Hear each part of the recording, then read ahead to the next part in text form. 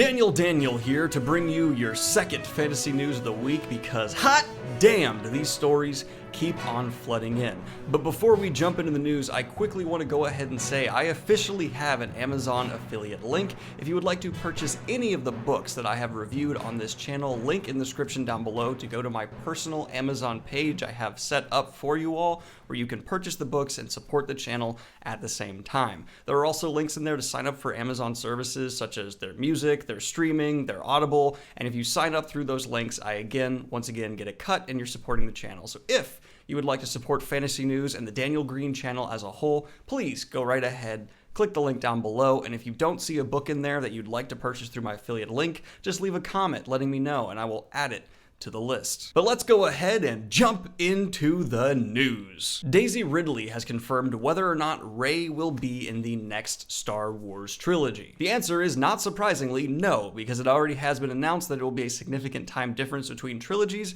and I personally am hoping for it to be a trilogy that takes place in the Old Republic, but that sure is probably wishful thinking. In fact, I'm certain I'm wrong in that, but let me dream. Let me dream, please. Although there are rumors of an Old Republic adaptation in the work, but not a full trilogy, at least not the main Star Wars trilogy they're working on. In other giant franchise news, the new Ghostbusters adaptation has brought on Paul Rudd. Now, I have been fairly adamant in the past, I do not want more Ghostbusters movies. Even with the original cast, they're all old and tired. Don't make them do another movie. I just don't want them to keep remaking things. Let's have original ideas, please. That being said, I love Paul Rudd. A disturbing amount, maybe. He tickles me in ways no other actor does, and I mean that in as creepy as ways it sounds. I love the guy, he's hilarious, and if anyone is going to make me a little bit interested, throw in a Ryan Reynolds, throw someone in there to play the non-funny character so they have someone to play off, because that's how comedy works. Don't make everyone the Joker, and maybe I'll ignore the fact that it's Ghostbusters and just enjoy it as a movie. Regardless, I'll end up seeing it, probably just because Paul Rudd, so good casting, you got my money because of it. In arguably my favorite news of the day, Stan Lee's first novel aimed at adults will be getting an Audible narrated version as well. So if you'd like to listen to it on Audible, once again, link to sign up in the description down below. You do get a free credit when you sign up, or I think 2 right now. I think there's a special deal. Oh, and this is really cool as well. Apparently Stan Lee himself recorded the intro. I'm sorry, I really don't care because I've never been invested in the franchise. Please don't kill me news. Final Fantasy XIV is going to get a live action adaptation from Sony and Hive Mind. This will be a TV series, so I'm excited for you fans. I hope it turns out well for you, but remember, the wave is coming.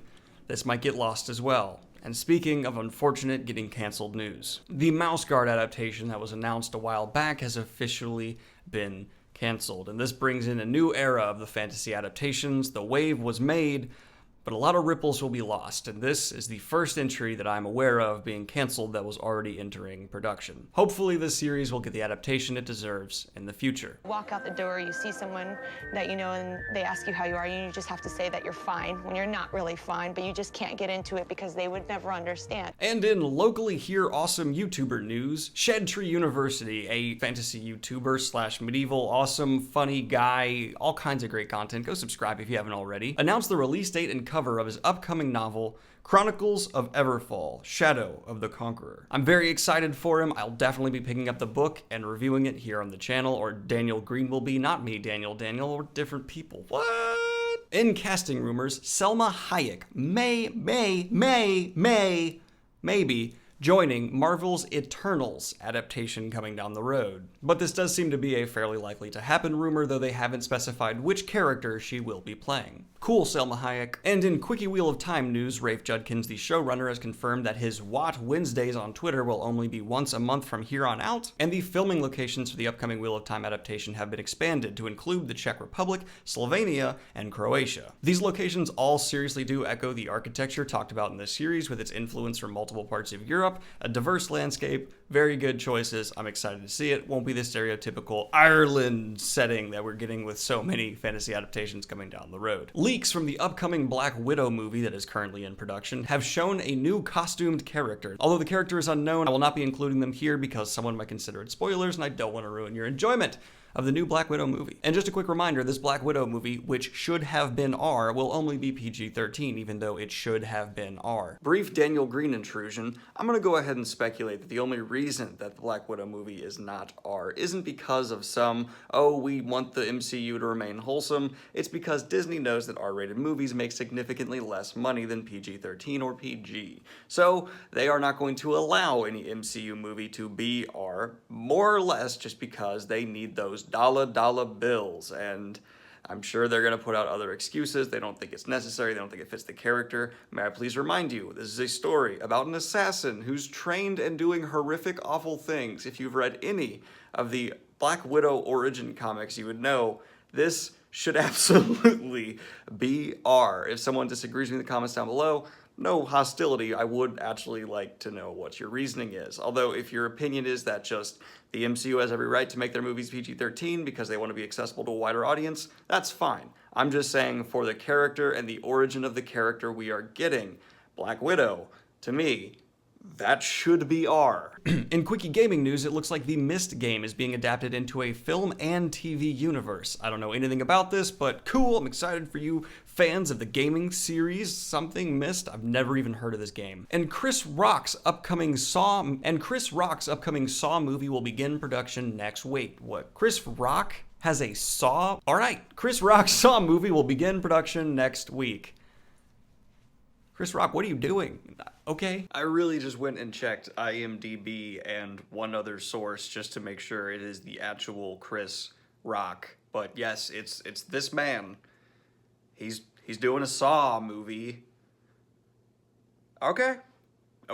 Oh, and for those who have massive nostalgia for the series, the Teen Titans Go versus the Teen Titans trailer dropped, and it looks exactly as you'd expect it. Check it out if you want to. Links, as always, for everything I'm talking about in the description down below. And in the final bit of news we will be covering here, George R. R. Martin has called for Chernobyl on HBO to win a truckload of Emmys. And the internet had exactly the reaction you'd expect. For those of you somehow unaware, the adaptation of A Song of Ice and Fire, Game of Thrones, is on the same streaming service, HBO, as the show he just called for to win a truckload of Emmys. In the same year that the final season of his series will be up for Emmys. Here's what I have to say on it. Chernobyl is one of the best shows ever made. Holy crap, was this miniseries spectacular. One of the best things I've ever seen, and I 100% agree that it deserves a truckload of Emmys. Is it odd to see an author of a series that was adapted on the same streaming service say that another series should get a truckload of Emmys? A little bit, but I don't think it's quite what a lot of people online are making it out to be as some huge shot at the adaptation of the last season of Game of Thrones. It might be. It might. I will legitimately give you that. But it could also just be George R. R. Martin shouting out a show that he really loved and wanted his fans to watch. I think it's probably somewhere in the middle is my honest take on it. That has been your fantasy news. Let me know in the comments down below which story caught your attention the most. Hit the Amazon affiliate link down below if you would like to support the channel. Sign up for Amazon services for 30-day free trials or order any books you're interested in starting. This has been Daniel. I hope you all had a great one, enjoyed the fantasy news, and I'll see you next time. Peace!